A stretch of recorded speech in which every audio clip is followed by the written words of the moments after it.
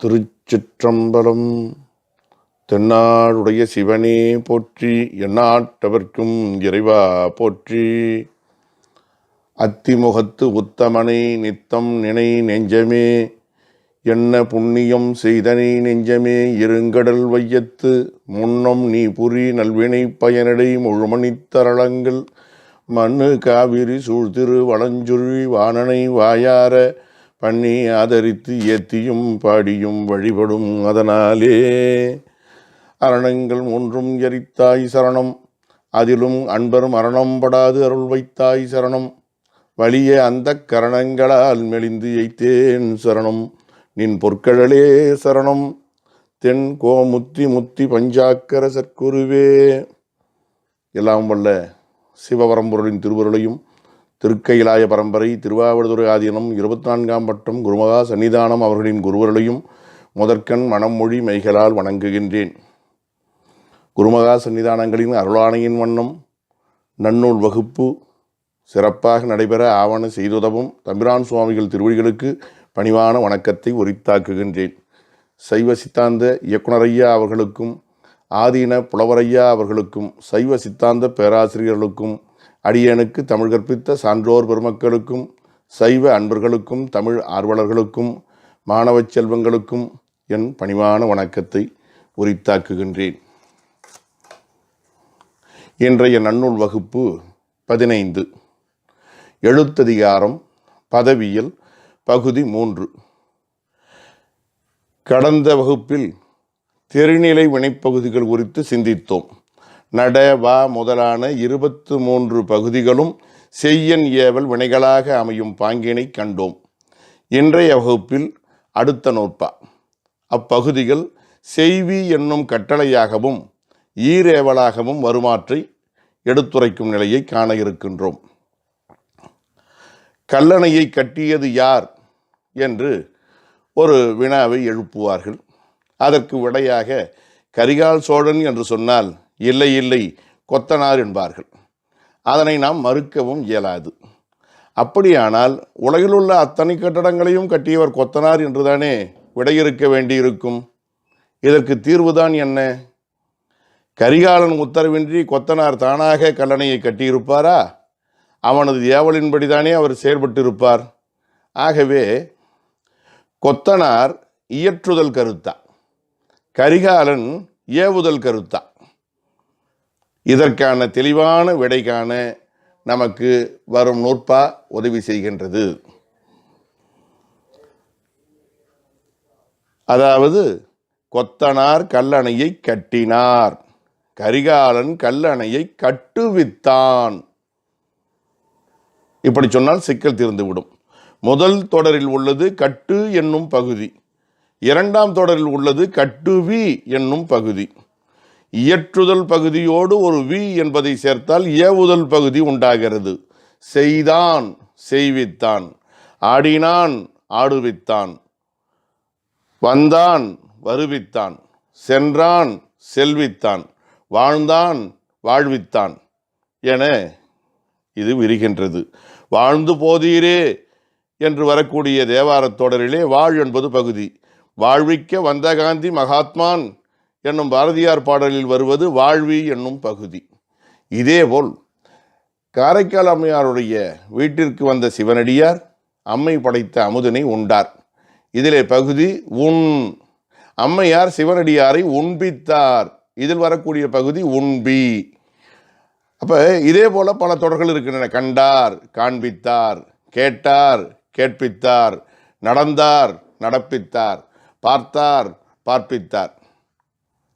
ஆக நட வா முதலான பகுதிகள் வி அல்லது பி என்கிற விகுதி சேர்ந்து ஏவல் வினையாகின்றன என்று நமக்கு புலனாகின்றது.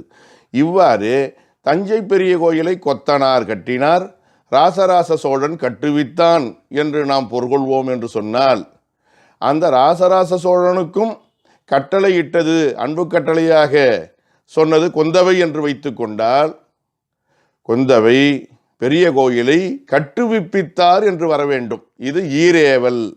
கூடுதலாக ஒரு பி என்கிற விகுதியை சேர்க்க வேண்டும். அதாவது கட்டினான், கட்டுவித்தான், கட்டுவிப்பித்தான் என்று வர வேண்டும்.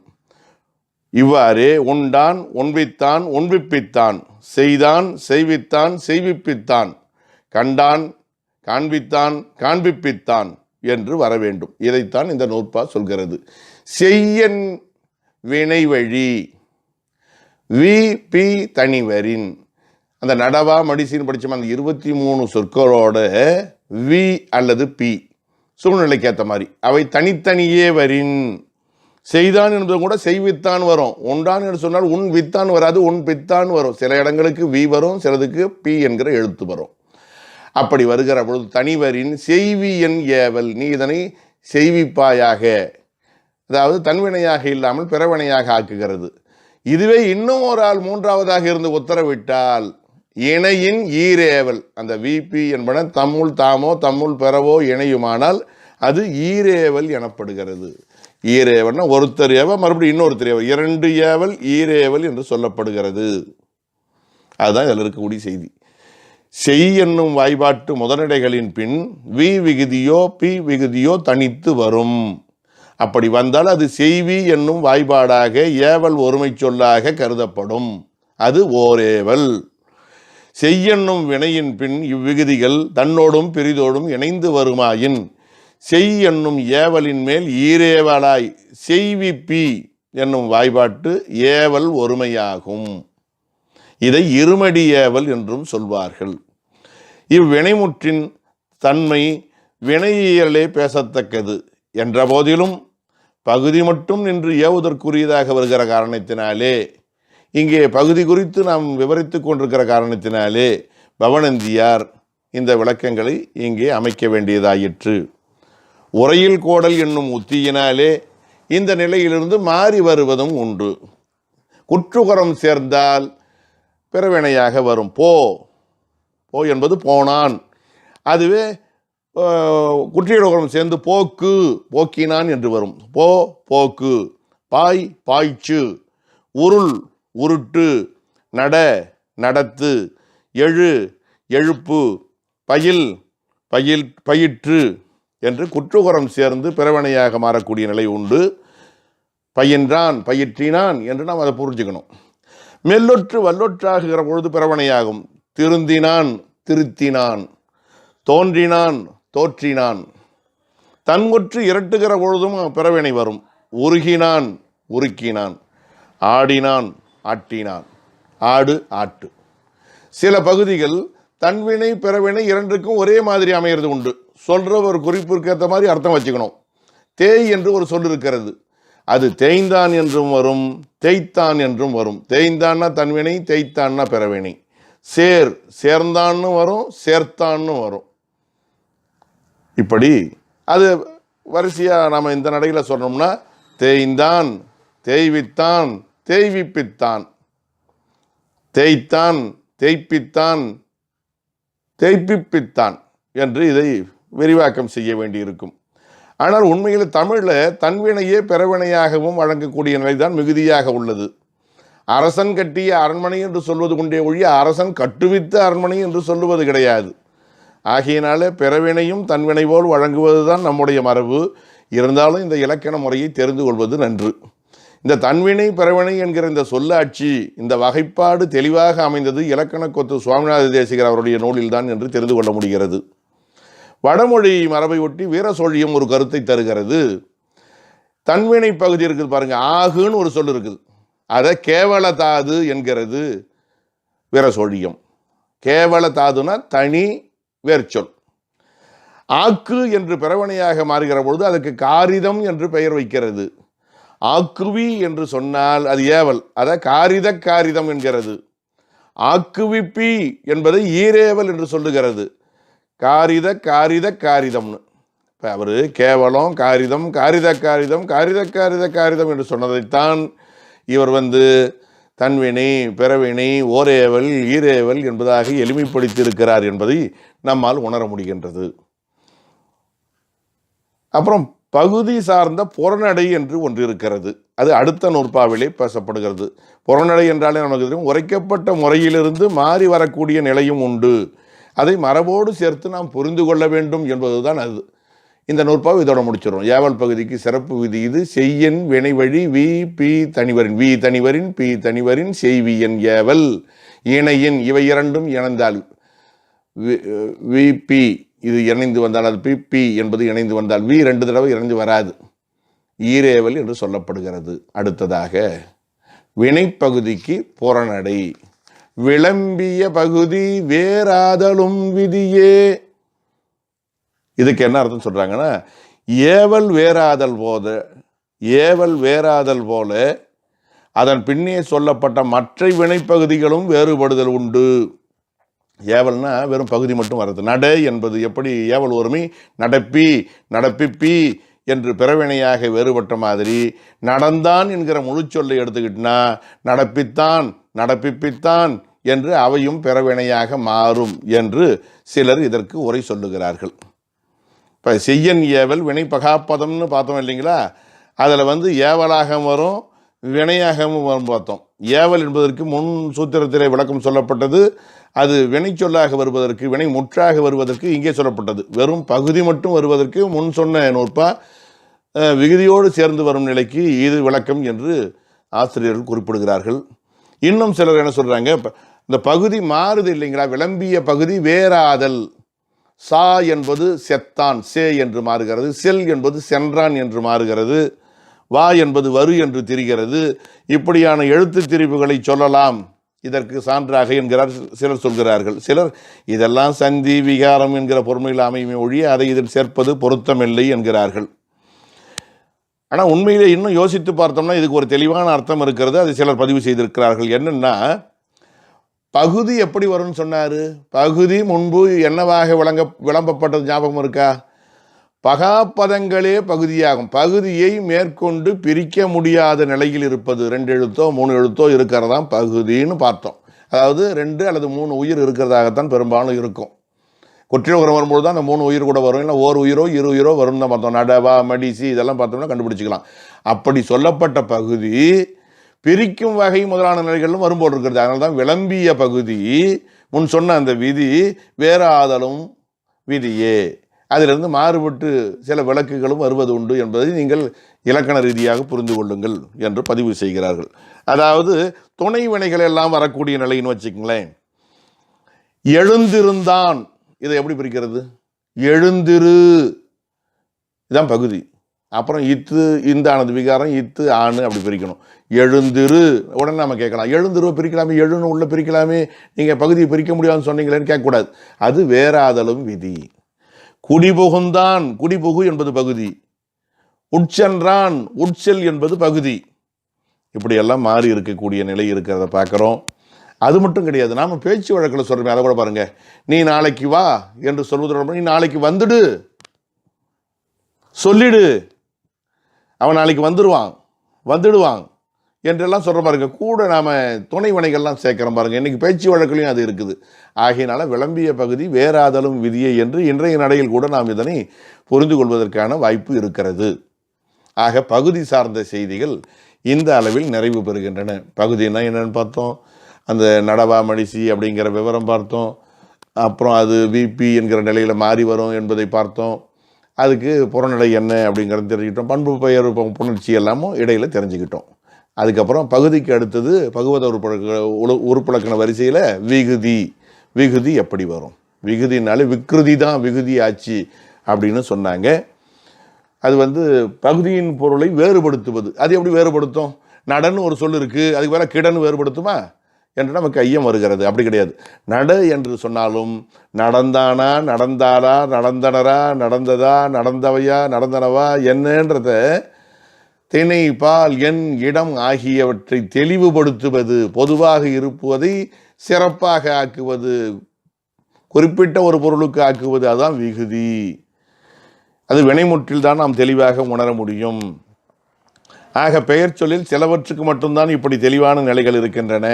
அந்த வினைச்சொல் பற்றித்தான் இங்கே பேசுகிறார். வினைமுற்று விகுதிகளை மட்டும் தொகுத்து சொல்லி இருக்கிறார். எவை எது எதுக்கு என்று உரையாசிரியர் மூலமாகத்தான் நம்மால் தெரிந்து கொள்ள முடியும். இன்னதற்கு இது என்று உரையாசிரியர் துணை கொண்டு நாம் உணரும்படியாக இருக்கிறது இந்த நூற்பாவை பாருங்க. அன், ஆன், அல், ஆல், அர், ஆர், பா, மார், அ, ஆ கு டு து ரு என் ஏன் அல் அன் அம் ஆம் எம் ஏம் ஓமொடு உம்மூர் கடதர ஐ ஆய் இ மின் இர் ஈர் ஈயர் கயவும் என்பவும் பிறவும் வினையின் விகுதி பெயரினும் சிலவே. கொஞ்சம் சிரமமாக தெரிகிற மாதிரி இருக்குது. ஒன்றும் இல்லை, ரொம்ப எளிய செய்தி. முதல்ல இருக்கிற ஒரு அந்த செம்மை நிறத்தில் இருக்கிறதெல்லாம் படற்கை பாருங்க. அன் ஆண் வந்தானன் வந்தான் சொல்ல வேண்டியதில்லை. உயர்தினை படற்கை ஆண்பால்னு தெளிவாக தெரியுது. அது மாதிரி வருகின்றனன் எல்லா எல்லா காலத்துக்கும் ஒட்டிக்கலாம். ஒன்று மட்டும் உதாரணத்துக்கு பார்ப்போம். வந்தானன் வந்தான். இப்போ ஆண்பால் விகுதின்னு தெரியுதுங்களா? பகுப்பு கண்டுபிடிக்கிறதுக்கு வழி. அல் ஆல் வந்தனல் வந்தால். பெண்பால்னு தெரிஞ்சு போச்சா? வந்தனர் வந்தார். பலர்பால்னு தெரிஞ்சு போச்சா? கூறுப மொழிப தொல்காப்பிய நடை. பா கூறுவார்கள்னு அர்த்தம். செய்மார் கொன்மார் சென்மார் என்று இப்படி ஒரு வடிவமும் அந்த காலத்தில் பயன்படுத்தப்பட்டது. மார் இதுவும் பலர்பாலுக்கு உரியது படற்கையில். அ ஆ இவை பலவின்பாலுக்கு உரியது. பறவைகள் பறந்தன, மாடுகள் மேயா. இது உடன்பாட்டில் வருது, இது எதிர்மறையில் வருது. அப்புறம் இதில் குடு தூருன்னு இருந்தாலும் கூட நாம் என்ன பண்ணுறோம்? டு தூரு இதை 3 மட்டும் வச்சுக்கிறோம். இது அகிரிணை ஒன்றன்பாலுக்கு உரியது. இந்த குடுதூருங்கிறது அடுத்த தன்மைக்கும் வருகிறது. இது ரெண்டுத்துக்கும் சேர்த்து சிலேடை நிலையிலே அவர் பாடி இருக்கிறார். ரெண்டையும் ஒன்றா வச்சு செய்யுள்ள, அதாவது இலக்கியத்தில் தான் சிலேடை செய்வார்கள் கிடையாது. இலக்கியத்தில் மட்டும் கிடையாது, இலக்கணத்திலும் அது நூற்பாவிலும் கூட செய்ய முடியும் என்று இரட்டுற மொழிதலை இங்கே புலப்படுத்தியிருக்கிறார். இங்கே டு தூ ரு 3 மட்டும் நாம் எடுத்துக்குவோம். அப்போ து ஓடியது ஆடியது ஒன்றன்பால். சேவல் கூவிற்று பொழுது போயிற்று ரு ஒன்றன்பாலுக்கு வருது. டு இது குறிப்பு வினைமுற்றுக்கு வரும். குண்டு கட்டு குறுந்தாட்டு என்று சொல்லுவார்கள். உண்டு இதெல்லாம் கூட சொல்லலாம். குண்டு கட்டுனா குழிவான கண்ணை உடையது. குண்டுன்னா ஆழம்னு அர்த்தம். குறுந்தாட்டுனா குறுகிய காலை உடையது. அது வரும்போது நம்ம படிச்சுக்கலாம். பிறகு வினையியலில் விரிவாக படிப்போம். இங்கே சும்மா அது கண்டுபிடிக்கிறதுக்காக மட்டும்தான். இந்த கூ அப்படியே இருக்கட்டும். இப்போ நாம் என்ன பண்ணுறோம்? மறுபடி இந்த நிறத்தை முடிச்சிட்டோம். இப்போ இந்த நிறத்தை கூடயும் இதை கொஞ்சம் சேர்த்துக்குவோம். இப்போ தன்மை ஒருமைக்கு வரோம். இதில் இருந்தே ஆரம்பிச்சுக்கிறோம். கூடு தூரு என்பது தன்மை ஒருமைக்கு வரும். யான் உண்கு என்று சொன்னால் யான் உண்பேன். இதெல்லாம் எதிர்காலத்தில் மட்டும் வரும். யான் உண்டு அதுவும் யான் உண்பேன். யான் வருது யான் சேரு பெரும்பாலும் எதிர்காலம். சிறுபான்மை இந்த டூ இறந்த காலத்தையும் சுட்டலாம், வரும்போது பார்த்துக்கலாம். கூடு தூரு யான் உண்கு. உண்குன்னா உண்பேன். இது சங்க இலக்கிய சொல், தொல்காப்பியத்திலும் கையாளப்பட்டிருக்கக்கூடிய சொல். இதெல்லாம் புரிஞ்சுக்கிறோம் நாம். இது இல்லைன்னா நம்மளால் புரிஞ்சிக்க முடியாது. பிற்கால செய்யுள் ஆசிரியர்கள்லாம் கூட சிற்றிலக்கியவாதிகள் இதை பயன்படுத்தியிருக்காங்க. இவங்க இது இலக்கணத்தை அந்த பழமையை விட அதை ரொம்ப நேசிக்கக்கூடியவர்கள். குமரகுருவர், சிவபிரகாசர், சிவஞான முனிவர், வைத்தியநாத தேசிகர் இவர்களெல்லாம் இந்த மாதிரி சொல்ல விடாமல் அவங்களுடைய செய்யுளில் பயன்படுத்திக்கிட்டே இருப்பாங்க. அப்புறம் யான் சேருன்னா செல்வேன்னு அர்த்தம். சேர்வேன்னு அர்த்தம் கிடையாது, செல்வேன். அப்புறம் என் ஏன் வந்தனன் வந்தனின் நான் யான் வந்தேன் இன்னைக்கு அதிகமாக பயன்படுத்துறது. யான் வருவல் யான் உரைப்பல் யான் மொழிவல் இன்னைக்கு பயன்படுத்துகிறோம். அது மாதிரி அன்னு படற்கைக்கு வந்தது. பிற்காலத்தில் என்னாச்சு? தன்மைக்கும் வர ஆரம்பித்தது. யான் கூறுவன் யான் உரைப்பன் என்று வர ஆரம்பித்தது. எப்போ இலக்கியத்தில் பதிவாச்சோ இலக்கணவாதி அதை பதிவு செய்ய வேண்டியது கடமை. இலக்கியம் கண்டு அதற்கு இலக்கணம் செய்தாக வேண்டிய நெருக்கடி அவருக்கு. அப்புறம் தன்மை பன்மை. அம் ஆம் யாம் உண்டனம் யாம் உண்டாம் யாம் உண்டனிம் யாம் உண்டேம் யாம் உண்டோம். இன்னைக்கு ஓம் மட்டும்தான் உலகியல் வழக்கில் இருக்குது. உங்கூர் கடதர சேர்ந்து வரக்கூடிய இக்கு இட்டு இத்து இற்று. அப்போ பாருங்க, கும் டும் தும் ரும். யாம் உண்கும் நாங்கள் சாப்பிடுவோம்.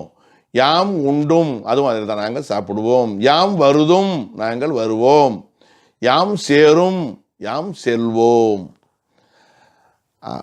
அப்போ படற்கை பார்த்தோம், தன்மை பார்த்தோம். அப்புறம் முன்னிலை ஐ. முன்னிலை ஒருமையில். நீ வந்தனை நீ உண்டனை நீ சென்றனை நீ வந்தாய் நீ உண்டாய், நீ சென்றாய், ஆய் என்பதை பார்க்கிறோம். ஈ வருதி, மொழிதி, கூடுதி கெடுதின் என்றான். நீர்கோள வாழ்வை நச்சி நெடிதினால் வளர்த்து பின்னி போர்க்கோளம் செய்து விட்டார்க்கு உயிர் கொடாது அங்கு போகேன். கார்கோள மேனிமைந்து தார்கோள மேனிமைந்த எந்துயர் தவிர்த்தியாயின் கார்கோள மேனியானை கூடுதி கெடுதின் என்றான். கம்பராமாயணம். ஈ இதெல்லாம் முன்னிலை ஒருமை, முன்னிலை பன்மை. உண்மின் காண்மின் பொருதடக்கை வாளிங்கே மணிவார் வெங்கே போர்முகத்தில் எவர் வரணும் புறங்கொடாத பருவையரத்தோடு இங்கே எங்கே என்று பைரவியை கேட்பாலை காண்மின் காண்மின் அப்படிலாம் வருது பரணி இலக்கியங்களில். இர் வந்தனிர், ஈர் வந்தீர், இன்னைக்கு சேர்ந்து வந்தீர்கள், வந்தீங்க, இதெல்லாம் பிற்கால வழக்கு. அப்புறம் ஈயர் செலியர், இப்போ இதுவரையில் பார்த்ததெல்லாம் படற்கை தன்மை முன்னிலை. இது ஏன் வரிசையில் முன்னிலை நடுவில் போட்டிருக்கலாம்னு நினைக்க வேண்டாம். படற்கையிலையும் தன்மையிலையும் உயர்தனை அகிரணை வேறுபாடு தெரியும். தன்மை உயர்தனைக்கு மட்டும் உரியது, படற்கை உயர்தனைக்கும் அகிரணைக்கும் வேறுபட வரும். ஆனால் இது முன்னிலை இருக்கிறதே ரெண்டுத்துக்கும் ஒன்றா வரும், கண்டுபிடிக்க முடியாது. ஒரு மனிதனை பார்த்தும் இப்படி சொல்லலாம், ஒரு ஆட்டுக்குட்டியை பார்த்தும் இப்படி சொல்லலாம். அதனால் இது கடைசியில் போடப்பட்டது. அதுக்கு ஒரு வரிசை முறை இருக்குது.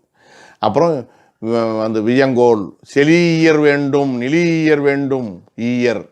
அப்புறம் வாழ்க, ஒழிக, வருக, செய்க, வாழ்த்துதல், வைதல், வேண்டுதல், விதித்தல், இந்த பொருள்லாம் வருது.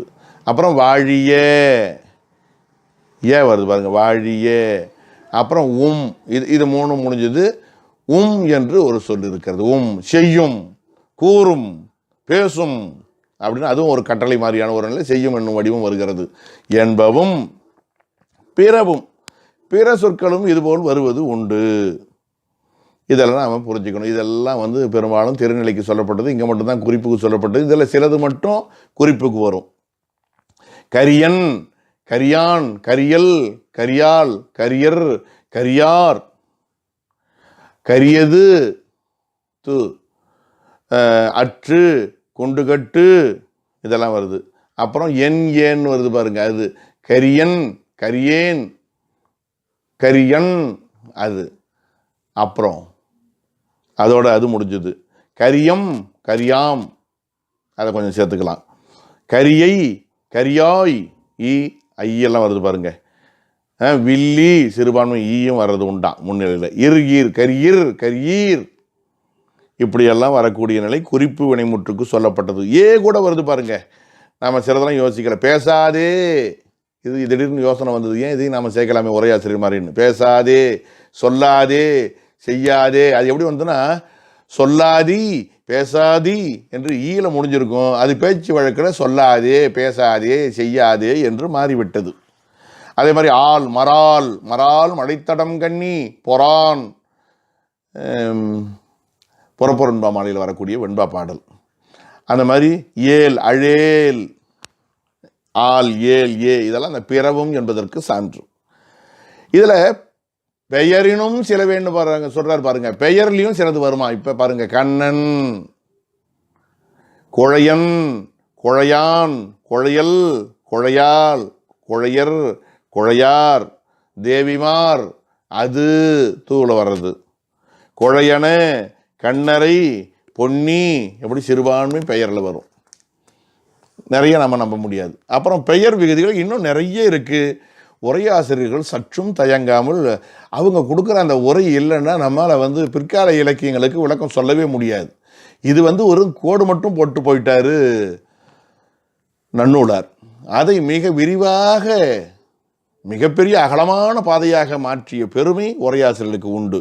நிறைய சொல்கிறாங்க பெயர் விகுதிகளை சொல்லும்பொழுது. பிறன்னு சொல்லிட்டு சொல்கிறாங்க பாருங்க. மண், என்ன வடமொழி தாக்கத்தினால சொல்கிறாங்க. வடமண், மான், கோமான், கல், கோக்கல், வை, அவை, கை, எங்கை, தை, எந்தை, பி, எம்பி, முன், எம்முன், அல், தோன்றல், இன், பிறன், இல், பிறல், இர், பிறர், இவ், அவுன்னா அவைன்னு அர்த்தம். அந்த மாதிரி பெயரெச்சத்துக்கு சொல்கிறாங்க. இது வினைமுற்றம் மட்டும் பார்த்தோம், பெயரெச்சத்துக்கு சொல்கிறாங்க. நடந்த, நடக்கின்ற, ஆவல முடிகிறது. நடக்கும், உம்மல முடிகிறது. குறிப்புன்னா பெரிய, சிறிய, நல்ல, மெல்ல, நல்ல, பெரிய அப்படிங்கிறது மெல்ல இல்லை, இது ரெண்டு தான். அது குறிப்பில் ஆன்னு முடியுது. அப்புறம் வினையெச்சம். வினையெச்சத்துக்கு அடேயப்பா நிறைய இருக்குது. இதெல்லாம் உரையாசிரியர் உரையை படிக்கிறோன்னா நாம் பகுபத உருப்பலக்கணம் எழுதவே முடியாது. உ நடந்து, இ ஓடி ஓடி வந்தான், நடந்து வந்தான், ஊன்னு முடிஞ்சால் நம்ம எழுதணும். இதெல்லாம் பகுபத உருப்பலக்கணம் எழுதும்போது கடைசியாக முடிகிறது.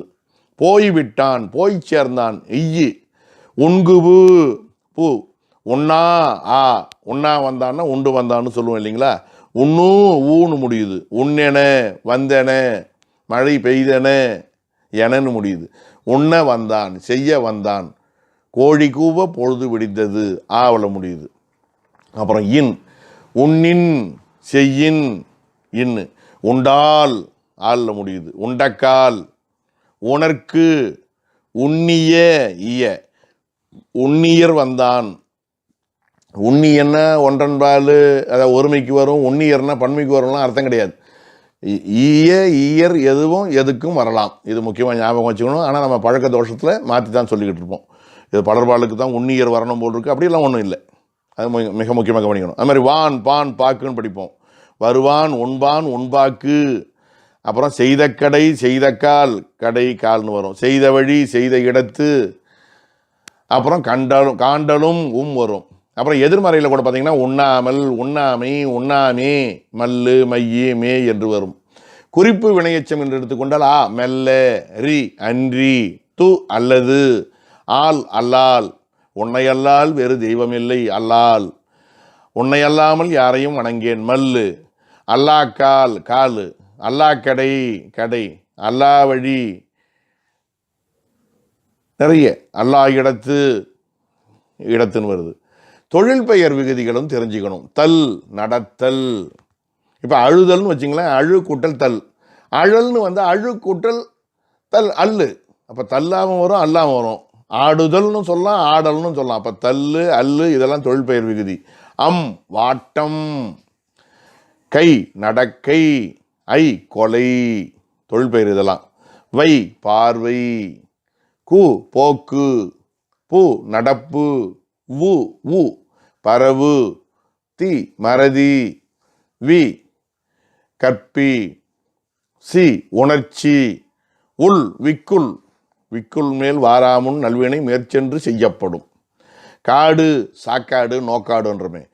பாடு கோட்பாடு, அரவு தோற்றரவு, ஆணை வாராணை பருவம் வருகை பருவம், மை நடவாமை, து பாய்த்து, ஆள் தழால், இல் எழில், அடம் கட்டடம், மதி ஏற்றுமதி இறக்குமதி, மானம் வருமானம், தேய்மானம் செல்மானம்.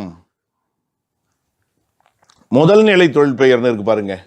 அடித்தல் அடின்னு வரும். அது ஒரு அடி வாங்கலாம் அப்படின்னு வரதுனால முதல் நிலை தொழில் பெயர். அறிதல். உரை அவருடைய உரையை கேட்டேன்றோம், உரைத்தல். கெடுவாக வையாது உலகம் நடுவாக நன்றிக்கண் தங்கியான் தாழ்வு திருக்குறள். கெடுதல் கெடு. அந்த மாதிரி கொள்ளுதல் கோல் சொல்லுதல் கோட்பாடு கோல். கெடுதல் கேடு, இடையிடுதல் இடையீடு. முதல் நிலை திரிந்த தொழில் பெயர் என்று இவை கூறப்படும். அதுக்கடுத்து பண்பு பெயர் விகுதிகள் இருக்கின்றன. தொழில் பெயர் மாதிரி பண்பு பெயர் இருக்கு. மை நன்மை, ஐ தொல்லை, சி மாட்சி, பு மாண்பு, உ மழவு, கு நன்கு, ரி நன்றி, ரு நன்று, நலம், நன்னர், பம் திட்பம் சொல்லலாம். பொருள் உணர்த்தும் விகுதிகள் என்று பார்க்கிற பொழுது வினை முதல் பொருளை உணர்த்தக்கூடியது ஈ. அலறுகின்ற தன்மையை உடையது ஈ அலரி பூவுக்கு பேர். பறக்கும் இயல்பை உடையது ஐ பறவை. எஞ்சுதலை கொண்டது எச்சம் அம்மு.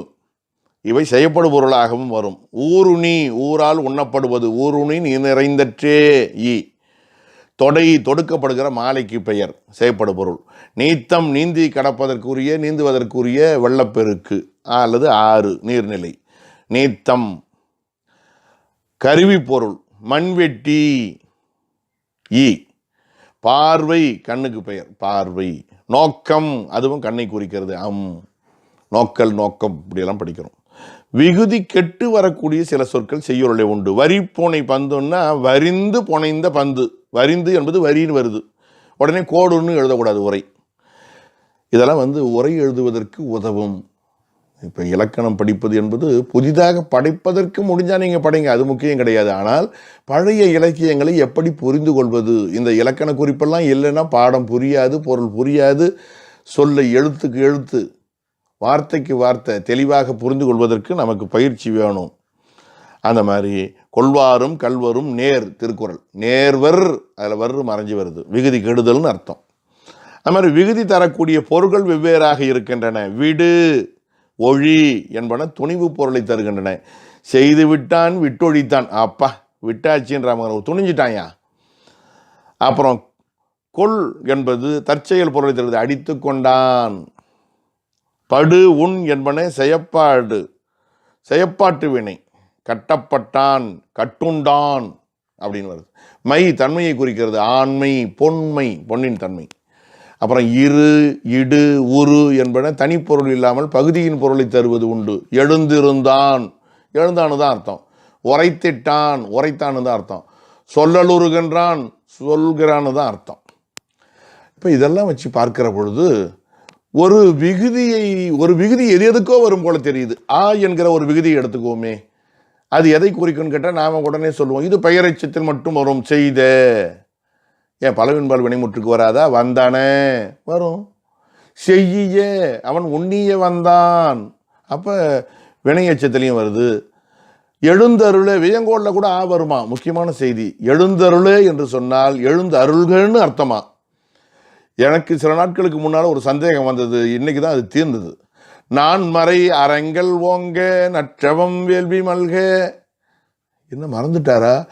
ஓங்குகன்னு வரணும், மல்குகன்னு வரணும், கான்னு வந்தால் தானே வியங்கோல். நாம் அதுதானே படிச்சிருக்கோம். இது என்ன ஆன்னு வருது? ஓங்க அப்படின்னு ஒரு எச்சம் மாதிரி நிற்குது. இது வினை எச்ச வடிவமா? இதை எப்படி பொருள் சொல்றது என்றெல்லாம் தயங்கிய போது உரையாசிரியர்கள் தான் சொல்கிறாங்க, ஆ என்பது வியங்கோலுக்கு வரும். அப்போ ஓங்கு கூட்டலா, ஓங்கு பகுதி, ஆ வியங்கோல் வினைமுற்று விகுதி. அடே அப்பா, எப்பேற்பட்ட நுணுக்கம். அதே மாதிரி நடந்தனம் தன்மை பன்மை. ஆட்டம் என்று வந்தால் தொழில் பெயர் விகுதி. நலம் அதுவே பண்பு பெயர் விகுதி. நல்லுன்னா நன்மையை குறிக்குது. அதுவே வினை முதல் விகுதி எச்சம் என்று வருகிற பொழுது எஞ்சுதலை குறிக்கிறது. நீத்தம்னு வந்தால் செய்யப்படு பொருளில் வருது, கருவி பொருளில் நோக்கம்னு வருதுன்னு பார்த்தோம். அல் எடுத்துக்குங்க, தொழில் பெயர். ஆடல் தன்மை ஒருமை இல்லை, செய்வல் தன்மை ஒருமை. அப்புறம் எனல் கொழல்னு வருது பாருங்க, உடன்பாட்டிலையும் வரும் எதிர்மறையிலும் வரும். அல் என்பது உடன்பாட்டிலும் வரும் எதிர்மறையிலும் வரும். பயனில் சொல் பாராட்டுவானி மகன் எனல் மக்கட் பதடி எனல் என்று சொல்லுவார் திருவள்ளுவர். ரெண்டுத்துக்கும் எனல்னு எழுதியிருக்காரு. இது என்ன புரியலையே, பரிமையர் அழகர் தான் சொல்கிறாரு, அழகாக அவர் சொல்கிறாரு. பயனில் சொல் பாராட்டுவானி மகன் எனல், மகன் என்று சொல்லாதே, அங்கே எதிர்மறை. மக்கள் பதடி என்று சொல், அங்கே உடன்பாடு. அடே எப்பா, ஒரே சொல் எனல் என்கிற சொல் உடன்பாட்டிலையும் வருது எதிர்மறையிலையும் வருது. ஒரே திருக்குறளில் அதை கையாண்டிருக்கார் பாருங்க, என்ன அழகு. அந்த மாதிரி உண்ணல், உண்ணாதே என்கிற எதிர்மறை பொருளையும் தருகிறது. வினை முதல் பொருள் பகுதியாக தோன்றல் மகனை குறிக்கிறது. இவன் என் தோன்றல்னு சொல்கிறோம். அந்த மாதிரி அன் என்பது பெயர்லையும் வருது. அறிஞன், பொறிஞன் அண்ணில் வருது. வந்தானன் வினை சொல்ல வருது, தன்மையிலையும் வரும் படற்கையிலையும் வரும். அதையும் பார்த்தோம். செய்வன் தன்மையில் வருது. அப்புறம் ஒன்றன்பாலுக்கும் வருதான். கடுவன், மூலன், இந்த குரங்கு, பூனை இதெல்லாம் குறிக்கிறதுக்கு இந்த மாதிரி சொற்களை பயன்படுத்துகிறாங்க இல்லையா. அப்புறம் ஆ எடுத்துக்கங்க, பலவின்பால்னு தெரியும். நடவா, வாரா என்று சொல்லுவோம்.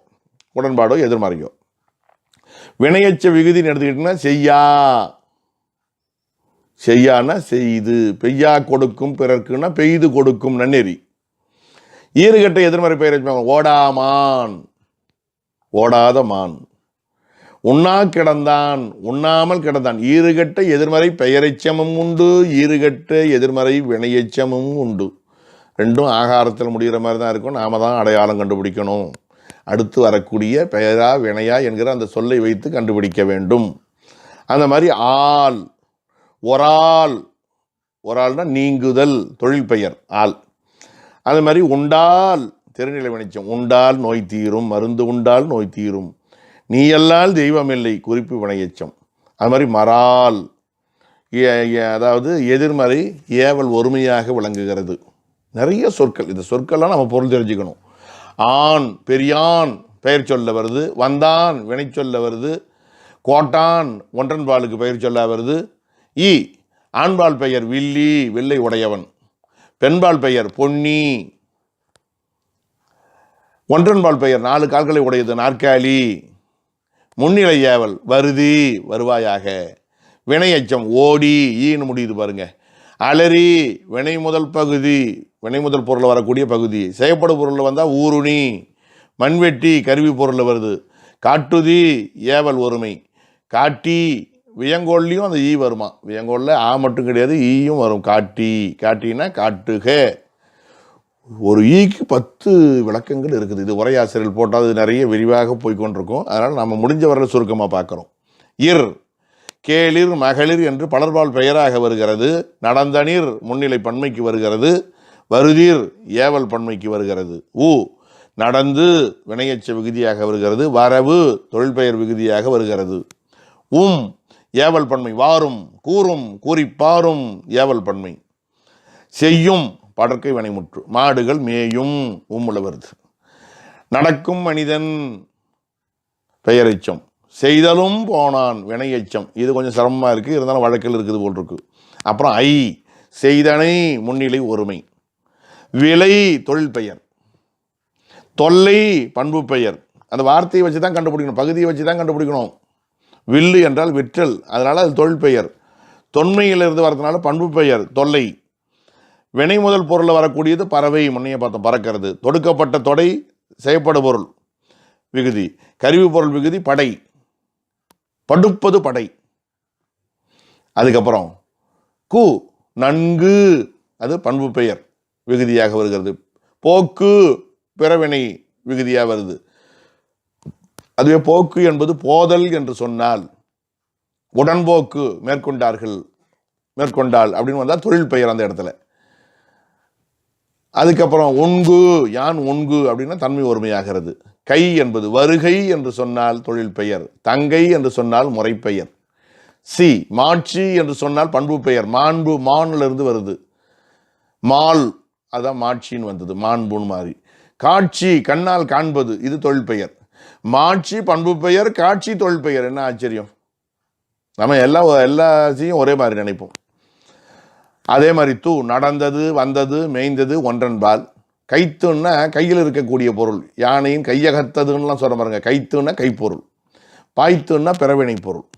அதே மாதிரி பூ நண்பு, நண்பல்லார் நண்பல்லர், நண்பு பண்பு சொல், பண்பு பெயர் விகுதி. படிப்பு தொழில் பெயர் விகுதி ஆயிடுது, அங்கே படித்தலை குறிக்கிறது. செய்பு வினையச்சமாயிடுது. மார் முன்னைய சொன்ன ஒன்மார் என்றால் வினை. குருமார் தந்தைமார் தாய்மார் இப்படிலாம் பேசுகிறோம், அது பெயருக்கு வந்துடுது, படர்பாலுக்கு. அந்த மாதிரி மை நன்மை என்றால் பண்பு பெயர். செய்தமை தொழில் பெயர். உண்ணாமை வினையச்சம். பெண்மை அது ஒரு தன்மையை குறிக்கிறது. வி கேள்வின்னு வந்தால் தொழில் பெயர். செய்வின்னு சொன்னால் பிறவினை. அடே அப்பா. ரு ஒன்றன்பால் போயிற்று. நன்றுன்னு சொன்னால் பண்பு. சேருன்னா யான் செல்வேன் தன்மை ஒருமை. பயிற்றுன்னா பிறவினை. இப்படி அடுக்கி கொண்டே செல்லலாம். இப்படி பகுதி விகுதிகள் விரிவாக சிந்திக்கப்படுகின்றன. அடுத்த நிலையிலே வரக்கூடியது இடைநிலை.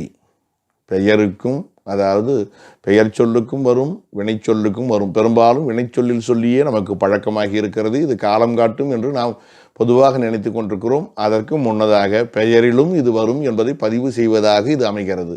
இது நானாக சொல்லலை, ஏற்கனவே இலக்கியங்களில் வந்திருக்கிறத வச்சு சொல்கிறேன்னு அதற்கான காரணத்தையும் எடுத்துரைக்கிறார்.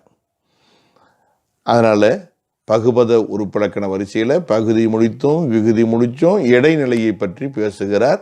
இடைநிலை எப்படிப்பட்டது, அதில் பெயர் இடைநிலை எப்படிப்பட்டது.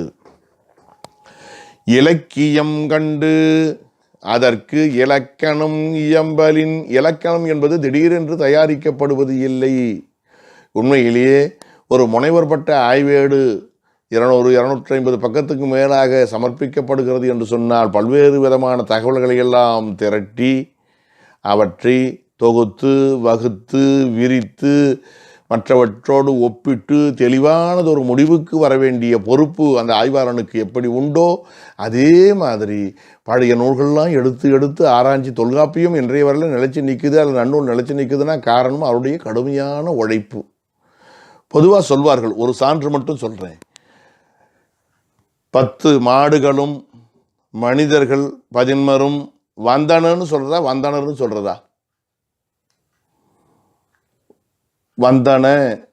வந்தனர் எப்படி சொல்கிறதுன்னு தெரியல. அதுக்கு இவங்க முயற்சி பண்ணி சொல்கிறாங்க. தொல்காப்பியர் அழகாக ஒரு அடி அடிச்சிட்டார். நான் சங்க இலக்கியம் அதுக்கு முன்னே இருக்கிறது எல்லாத்தையும் படித்து பார்த்தேன். அவருக்கு முன்னே இருந்ததெல்லாம் படித்து பார்த்தாராம். அகிரணை விகுதி போடுவது தான் முறைன்னு ஒரு போடு போட்டார். நான் படித்த அளவில் பெரும்பான்மை இருதிணையும் கலந்து வந்தால் அகிரணியை கொடுப்பதே விதி என்று ஒரு போடு போட்டார். அதுக்கப்புறம் இருந்தாலும் ஒரு உள் விதி வகுக்கலான்னு நினைச்சார். அப்போ அவர் சொன்னதை வச்சு, அவர் காட்டின மேற்கோளை வச்சு, ஒரு குறிப்பிட்ட நோக்கத்தை வைத்து உரையாளர்கள் சற்று விரிவுபடுத்தினார்கள். உயர்ந்ததாக இருந்தால் உயர்தனை முடிவை கொடுப்போம், இழிந்ததாக இருந்தால் இழிதனை முடிவை கொடுப்போம் அப்படின்னு ஒரு முடிவுக்கு வந்தாங்க. இந்த சிலப்பதிகாரத்தில் தீத்திரத்தார் பக்கமே சேர்கன்னு அந்த நெருப்பை ஏவுகிற பொழுது இன்னாரெல்லாம் அப்பால் போயிடுங்க என்று சொல்லுகிற பொழுது இந்த பார்ப்பார் தவறு இந்த வரிசை சொன்னாலும் அந்த பத்தினி பெண்டீர் பசு இதெல்லாம் வரிசைப்படுத்தி சொல்லும்போது அவையெல்லாம் உயர்ந்த தன்மையுடைய காரணங்களால் இருக்கிறதுனால உயர்தனை முடிவு கொடுக்கணும். சில பேர்லாம் ஒத்து வராதவர்கள் இருக்காங்க, எருமை சில மோசமான மனிதர்கள் இவர்களெல்லாம் சேரக்கூடாதுன்னு சொல்லும்போது அங்கே அகிரணை முடிவு இவை ஆறும்னுவார். இவர் ஆறும்னு சொல்ல மாட்டார். மூர்க்கனும் முதலையும் கொண்டது விடார்னு சொல்ல மாட்டார்.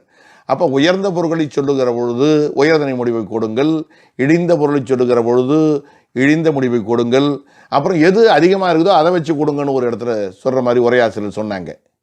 எது அதிகமாக அப்போ ஒரு 4-5 இடத்துல வருது. 10 மாடுகளும் 10 ஆடுகளும் 10 கோழிகளும் 2 மனிதர் 2 வந்தனன்னு போடுங்க. ஏன்னா அதிகமாக இருக்கிறது அதுங்க தான் அகிரணி தான். இதுவே ஆண்கள் 6 பெண்கள் 7 மாடுகள் 3 வந்தனர்னு போடுங்க. எது அதிகமாக இருக்குதோ அதை வச்சு போடுங்க. இப்படியெல்லாம் சொன்னாங்க. இதெல்லாம் இப்படி முடிவெடுக்கிறாங்கன்னு சொன்னால் ஏதோ எடுத்தோம் கவிழ்த்தோம் என்று இலக்கணம் எழுதிவிட முடியாது. எள்ளிலிருந்து தான் எண்ணெய் எடுக்க முடியும். காரணம் இல்லாமல் காரியம் இல்லை. பருத்தி இல்லாமல் ஆடு நெய்ய முடியாது. மரம் இல்லாமல் மரப்பொருட்களை செய்ய முடியாது. மாயை இல்லாமல் உலகம் இல்லை. மூலப்பொருள் ஒன்று கட்டாயம் வேணும். அதனால் இலக்கியம்தான் மூலப்பொருள். அதை பயின்று ஆய்ந்து உரையாசிரியர் நூலாசிரியர் ஒரு தெளிவான முடிவுக்கு வராங்க. உரையாசிரியர்களும் அதுபோல் கடினமாக உழைத்து தக்க சான்றுகளை முற்காலத்தில் வந்த நூல் எது, பிற்காலத்தில் வந்த நூல் எது, பிற்காலத்தில் வந்த நூல்கள் ஏன் மாறி இருக்கின்றன, அவை ஏற்புடையவைதானா என்றெல்லாம் முடிவு செய்துதான் அவர்கள் மேற்கோள் தருகிறார்கள். அப்புறம் காலத்தால் இது மாறி இருக்கிறது, பழையன கழுதல் புதியன புகுதல் என்று விதி வகுக்க ஆரம்பித்தார்கள். ஆகையினாலே இலக்கியம் கண்டு அதற்கு இலக்கணம் இயம்பலின். ரொம்ப அழகா அறிவுடையோரால் நியமிக்கப்பட்ட இலக்கியத்தை பார்த்து அந்த இலக்கியங்களின் அமைதியை இலக்கணமாக சொல்ல வேண்டுவது முறை. அதுதான் காலங்காலமான இயம்பலின் காலங்காலமாக இயம்பி வருகிற காரணத்தினாலே பகுதி விகுதி பகுத்து ஒரு பெயர் சொல்லை பகுதி விகுதி பகுத்து அதில் ஒருவேளை இடை நின்றால் அப்படி நின்றதை அது கூட அது வினைப்பெயர் அல்லாமல் இருக்கணும். வினைச்சொல்லாகவோ வினைச்சொல்லாக இருந்தால் காலம் காட்டிடும். வந்தான் உண்டான் காலம் காட்டிடும். உண்கிறான் உண்பான் உண்டவனை உண்கின்றவனை உண்பவனை என்பது முன்னையே சொன்னோம். வினைப்பெயர் என்பது வினையால் அணையும் பெயர். காலமும் காட்டும் வெற்றுமை உருவும் ஏற்கும்னு பார்த்தோம். வினைப்பெயர் அல்பெயருக்கு அது அல்லாத பெயருக்கு. அப்போ வினைச்சொல்லோ வினையால் அணையும் பெயரோ இல்லாத வெறும் பெயருக்கு இடைநிலை எனலே பெயர் இடைநிலை என்று அவற்றை சொல்லலாம். அறிஞன் பிரிக்க முடியுதே பரவாயில்ல, கண்ணனை பிரிக்க முடியல, கண் கூட்டல் அன் அங்கே இன்னும் வந்தாதான்னு சொல்லிட்டு பாருங்க. பகுத்து இடை நின்றதை ஒருவேளை நிற்குமானால் பெயர் இடைநிலை, நிற்காத போனால் அதுக்காக விட்டுருங்க. அதுக்காக நாம் என்ன பண்ண முடியும்? அறிஞன் அரி பகுதி இஞ்சு அன்னு அந்த இஞ்சு தான் பொருணன் இந்து வருது.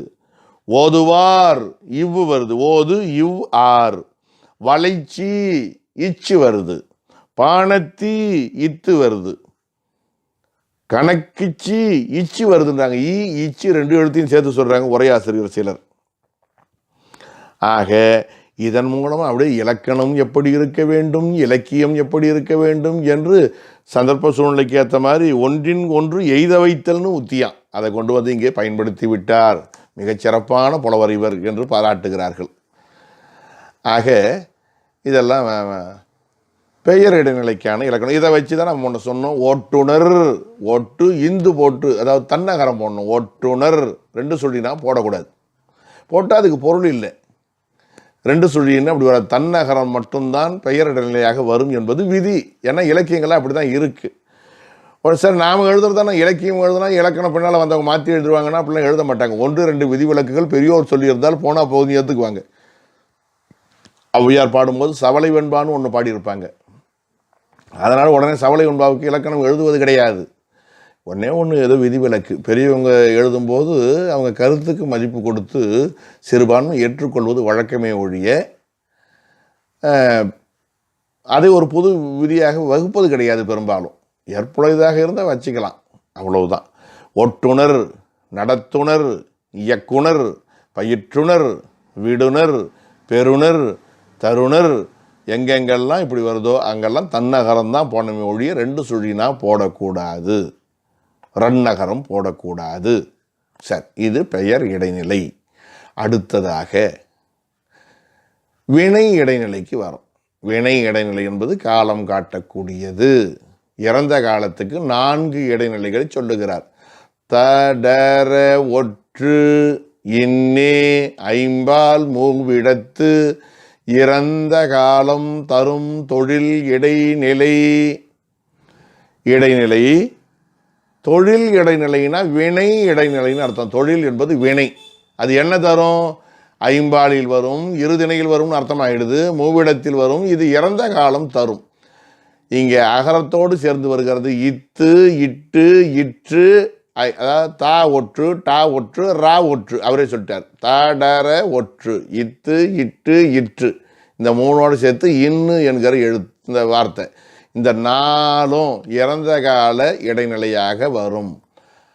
செய்தான் இத்து வருது, பார்த்தான் இத்து வருது, உண்டான் கண்டான் இட்டு வருது, சென்றான் தின்றான், அந்த வார்த்தையை பாருங்க, இற்று வருது, ஓடினான் இயம்பினான் கூறினான் இன்னு வருது. சொல்லி பார்த்தோம்னா கரெக்டாக வரும். கேட்டான் இட்டு வருது. இத்து, இட்டு, இற்று, இன்னு இது எல்லாமே இலக்கியங்களில் பயிலப்பட்டு வரக்கூடிய சொற்கள். சில நேரங்களில் நாம் முன்ன பார்த்தோம், விகாரம் பற்றி படிக்கும் போதே நான் சொன்னேன், இந்த இன்னு இருக்கே 2 எழுத்துல 1 கெட்டு வருவது கூட உண்டு. சான்றாக ஓடியது, ஓடு கூட்டல் இன், இன்னு கூட்டல் இ ஆ து, அந்த இன்னில் 2 சுழி இன்னு கெட்டு போச்சு, ஈ மட்டும்தான் இருக்குது. அப்போ ஓடு கூட்டல் ஈ ஓடின்னு மாறுது. உயிர் வரின் ஊக்குரல் மெய் விட்டு ஓடும், உடல் மேல் உயிர் வந்து ஒன்றுவது இயல்பு என்கிற விதிப்படி ஓடி. அப்புறம் ஈயே அங்கே இருக்குது, ஆ இருக்குது, தூ இருக்குது. ஈயே ஆ தூ, சாரியை தூங்கிறது விகுதின்னு பார்த்தோம். ஈ என்பது எழுத்து பேர் அல்லது உடம்படுமை என்பதாக கருதலாம். அதே மாதிரி போனான், போ கூட்டல் இன் கூட்டல் ஆண், அதில் ஈகரம் கெட்டது உயிர் எழுத்து. அப்போ இன்னு மட்டும்தான் இருக்குது, போனான். இப்படி சில இடங்களில் மாறி வரும். இருதிணை அதாவது இப்போ பாருங்கள், இத்து இருக்குது, இருதிணையிலும் வரும், ஐம்பாலையும் வரும். இருதிணை, இருதிணை சொன்னாலும் ஐம்பாலை சொன்னாலே இருதிணை அடங்கிடுது, அதனால விட்டுட்டார். ஐம்பாலை பாருங்கள், செய்தான் அல்லது உண்டான் வச்சுங்க, உண்டான், உண்டால், உண்டார் அல்லது உண்டனர். அந்த காலத்தில் உண்டார்னாலே ஒருமை தான், உண்டனர்னாலும் ஒருமை தான். ஆமாம், பன்மை. உண்டார்னாலும் பன்மை, உண்டனர்னாலும் பன்மை, மன்னிக்கணும். ஏன்னா ஆறு என்பதை நான் இன்றைக்கி ஒருமையாக மரியாதை ஒருமையாக நினைத்து கொண்டிருக்கிறோம். அப்படி கிடையாது. உண்டார் என்பது பலர்பாலுக்கு வந்திருக்கிறது. சரி, இப்படி ஒவ்வொரு எழுத்தையும் பார்த்திங்கன்னா ஐம்பாலுக்கும் வரும். உண்டது, உண்டன, அதே மாதிரி மூவிடத்துக்கு வரும். உண்டேன், உண்டாய், உண்டான் மூவிடத்துக்கு வரும். இப்படி வரக்கூடிய நிலையை புரிந்து கொள்ளுங்கள். அதே மாதிரி அடுத்த காலம், நிகழ்காலம், ஆனின்று கின்று கிறு மூவிடத்தின் ஐம்பால் நிகழ் பொழுது அறை வினை இடை நிலை ஆனின்று செல்லான் என்றான். செல் கூட்டல் ஆண் என்று ஆண். அந்த காலத்தில் உடனே செல்லான் என்றான்னா செல்லாமல் அப்படியே நின்றுக்கிட்டு இருக்கிறான்னு அர்த்தம் பண்ணக்கூடாது. நிறைய இந்த ஆணின்று என்கிற இந்த இடைநிலையை பெரும்பாலும் பயன்படுத்தியவர் எண் சீர்விருத்தமாகிய திருத்தாண்டகம் எழுதுகிற பொழுது அவருக்கு மிகப்பெரிய உதவியாக இது அமைந்தது, அவருடைய பயன்பாட்டுக்கு உரியதாக அமைந்தது திருநாவுக்கரசருக்கு. செத்தால் வந்து உதவுவார் ஒருவர் இல்லை, சிறுவிறகால் தீ மூட்டி செல்லா நிற்பர், சித்தாய வேளத்தாய் நீடு பொன்னி திருவானைக்கா உடைய செல்வா என்ற அத்தாவுன் பொற்பாதம் காணப்பெற்றால் அல்லகண்டம் கொண்டடியேன் என் செய்கேனே. அங்கே வரக்கூடிய அந்த சொல்லாட்சியை பாருங்க. ஆக ஆன் என்று சொல்லான் என்றான், செய்யான் என்றான், காணான் என்றான், பாடான் என்றான், பேசான் என்றான் அப்படின்னு அந்த சொற்கள் வரும். கின்று இது எப்பவும் பயன்படுத்துகிறோம். உண்கின்றார், செய்கின்றார், வருகின்றார், தருகின்றார். கின்று கிறு வருகிறார், பேசுகிறார், செய்கிறார், செல்கிறார். கின்று போட்டால் வருகின்றன, செய்கின்றன, பேசுகின்றன, வருகின்றது, பேசுகின்றது, வருகிறது, பேசுகிறது. இந்த கின்று பன்மைக்கு மட்டும்தான் வரும், கிறு பன்மைக்கு வராது. இதெல்லாம் அப்படி புரிஞ்சுக்கணும் சூழ்நிலைக்கு ஏற்ற மாதிரி. மூவிடத்தின் ஐம்பால் நிகழ்பொழுது அறை வினை இடைநிலை. நிகழ்பொழுதை உரைக்கக்கூடிய அறைதல்னா உரைத்தல், உரைக்கக்கூடிய அல்லது புலப்படுத்தக்கூடிய வினை இடைநிலை. அங்கே தொழில்னு சொன்னார், இங்கே வினைன்னு சொல்கிறார். சொல்ல அப்படி மாற்றி மாற்றி கையாளுறது உங்களுடைய நுட்பம். வினை இடைநிலை, காலம் காட்டும் இடைநிலைகள் இவை. அதனால் இந்த சொற்களை நம்ம ஆனின்று கின்று கிறு என்பவற்றை நாம் புரிந்து கொள்ள வேண்டும். அடுத்ததாக எதிர்கால இடைநிலை. ப வ மூவிடத்து ஐம்பால் எதிர் பொழுது இசை வினை இடைநிலை ஆம். இதுவரை கொண்டாந்து நிறுத்திக்குவோம். பாவா மூவிடத்து ஐம்பால் எதிர்பொழுது இசைவினை இடைநிலையாம் ஆகும்னு அர்த்தம். இவை சில இல இப்போ சொன்ன இந்த இறந்த காலம், நிகழ்காலம், எதிர்காலத்தில் சில இல்லாமல் போவதும் உண்டு. அப்படி இல்லாமல் போனாலும் அவை காலம் காட்டுவது உண்டு. இதை முடிச்சுட்டு அதுக்கு போகலாம். என்ன? இப்பு உண்பான், தின்பான், இப்பு வருவான், செய்வான், இவ்வு கேட்பான், இப்பு செல்வான், இவ்வு. இந்த சொல்ல பாருங்க. ஆக இப்பு இவ்வு இதெல்லாம் வருது. அப்புறம் என்ன சொல்றீங்க? இவை இல்லாமலும் வேறு இடைநிலைகளும் வரலான்னு அர்த்தம். இல்லாமல் வருவதற்கு வாய்ப்பு இருக்கிறதா? எண்ணுகேன், என் சொல்லி எண்ணுகேனோ, இக்கு வருது. அப்போ எதிர்கால இடைநிலை இப்பு இவ்வு தானே சொல்லியிருக்காங்க. இக்கும் வரலாம். அவர் தான் சுதந்திரம் கொடுத்துருக்காரு நமக்கு. இவை சில இல, இவை இல்லாமல் வேறு பெற வருவதும் உண்டுன்னு ஒரு அர்த்தம். இவை இடைநிலைகளாக இல்லாத சூழ்நிலையில் பகுதி மட்டுமே காலத்தை காட்டுவதும் விகுதி மட்டுமே காலத்தை காட்டுவதும் கூட உண்டு. 90% இடைநிலை தான் காலத்தை காட்டும். சிறுபான்மை பகுதி மட்டுமே. புகு புக்கான் பகுதி ஒற்று இரட்டித்து இறந்த காலம் காட்டியது. கெடு கெட்டான், கெடு கூட்டலான் கெட்டான். இப்போ நம்ம இதுக்கு என்ன சொல்றது? இப்படியும் வரக்கூடிய நிலை உண்டு. அது மாதிரி முன்பே பார்த்தோம். உண்கும், வருதும், உண்டும், சேரும். அங்கே பொருள் சொல்லலை அவரு, நாம வருவிச்சுக்கிட்டோம். ஏன்னா பொருள் தெரியாமல் படிக்கிறதுல அர்த்தம் இல்லை இல்லையா? அதனால் அடுத்த நுட்பாவில் சொல்லுவார் எந்தெந்த சொற்கள் என்னென்ன பொருளை தருகின்றன, நிகழ்காலம் காட்டக்கூடியது எது, எதிர்காலம் காட்டக்கூடியது எது, எந்தெந்த விகுதி எந்தெந்த பொருளில் வருகிறது என்பதை நமக்கு மிக தெளிவாக புலப்படுத்துவார். அதனை நாம் அடுத்து வரக்கூடிய நூற்பாவின் மூலமாக தெளிவாக அறிவதற்கான வாய்ப்பு இருக்கிறது. இப்போ எதுக்கு சொல்கிறேன்னா, அந்த சொல்லாட்சியினுடைய அருமை அப்படிப்பட்டதாக அமைகிறது. எவை அப்போ பகுதி விகுதி இவை தனித்து நின்று காலம் காட்டக்கூடிய சூழ்நிலையும் வருவதுண்டு. இங்கு சொல்லப்பட்ட இடைநிலைகள் தவிர வேறு இடைநிலைகள் வந்து அமையக்கூடிய நிலையும் உண்டு என்பது இதன் மூலமாக நமக்கு புலனாகின்றது.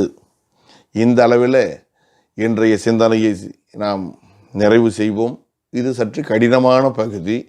முடிந்த வரையில் இதை அந்த சொல்ல அந்த வார்த்தைகளை உள்கேட்டு குறிப்பு எடுத்துக்கொள்வது சிறப்பாக இருக்கும். இந்த எழுத்துக்கள் முழுவதையும் எழுதி வெளியிட வேண்டும் என்கிற ஒரு எண்ணம் இருந்தது. அதற்கான சூழ்நிலை தற்செயலாக சற்று தள்ளி போய்விட்டது. பிறகு ஒரு வாய்ப்பு வரும் என்று சொன்னால் இதை அந்த முறையாக இந்த பவர் பாயிண்ட் மூலமாக அதை அழகாக குறித்து இவற்றை பதிவு செய்யலாம் என்கிற நிலையிலே இன்றைய பதவியியல் சிந்தனையை இந்த அளவில் நாம் நிறைவு செய்வோம். இந்த பதவியியலில் நாம் 3 தான் பார்க்குறோன்னு சொன்னேன். பகுபத உறுப்பிலக்கண பகுதிகளில் பார்க்கும்போது பொதுவாகவே பதவியலில் பகுதி, விகுதி, இடைநிலை இது 3 மட்டும்தான் சொல்கிறாரு. மீதி சந்தி சாரிய விகாரம் என்பன அடுத்து வரக்கூடிய இயற்களில் கண்டுகொள்ளத்தக்கன அப்படின்ட்டார். அதுக்கப்புறம் இந்த 3 மட்டும் படிக்கிறதுல ஒரே ஒரு நூற்பா எஞ்சி இருக்கிறது. விகுதி எப்படி காலம் காட்டுகிறது என்கிற ஒரு பதிவு அடுத்த இதில் வருது. ஏன்னா இவை சில இலன்னு சொல்லவே அது கூட சேர்த்து விகுதி காலம் காட்டுவதை விளக்குகிறார். இது தவளை பாய்த்து போல முன்னே இருக்கக்கூடிய ஒரு 4 நூற்பாவுக்கு முன்னே இருக்கக்கூடியதோடு ஒப்பிட்டு படிக்கத்தக்கதாக உள்ளது. இதோ அடுத்த நூற்பாவோடு அந்த பகுதி விகுதி நிலையை முடிச்சுக்கிட்டு அதுக்கப்புறம் மிக அழகாக வடமொழியாக்கம் என்கிற ஒரு தெளிவான பகுதியை, ஒரு புதிய சிந்தனையை நமக்காக பவணந்தி முனிவர் அருளி செய்திருக்கிறார். அதில் தமிழில் இருக்கக்கூடிய உயிர் எழுத்து, மெய்யெழுத்து, உயிர்மெய் எழுத்து, முதல் எழுத்து, சார்பு எழுத்து முதலான சிந்தனைகளும், வடமொழியில் இருக்கக்கூடிய முதல் எழுத்து, சார்பு எழுத்து, அதில் உயிர், மெய் அவை எப்படி இங்கே வழங்குகின்றன, அந்த தற்சமம், தற்பவம் என்கிற நிலை எப்படி இருக்கிறது, எத்தனாவது எழுத்து இங்கே என்னென்ன எழுத்தாக மாறுகிறது, முதலில் வந்தால் எப்படி, இடையில் வந்தால் எப்படி, இறுதியில் வந்தால் எப்படி, நம்முடைய தமிழில் இருக்கக்கூடிய மெய்மயக்கத்துக்கு ஏற்ற மாதிரியோ அல்லது மொழி முதலுக்கு ஏற்ற மாதிரியோ நாம் எப்படி அவற்றை புதுப்பித்து கொள்வது, அந்த உச்சரிப்பை தெளிவுபடுத்தி தமிழாக்கம் செய்வது என்கிற மொழிபெயர்ப்பு உத்தி, ஒளிபெயர்ப்போ அல்லது மொழிபெயர்ப்போ இவற்றையெல்லாம் குறித்து அடுத்த வகுப்பிலே நாம் தெளிவாக சிந்திக்க இருக்கின்றோம்.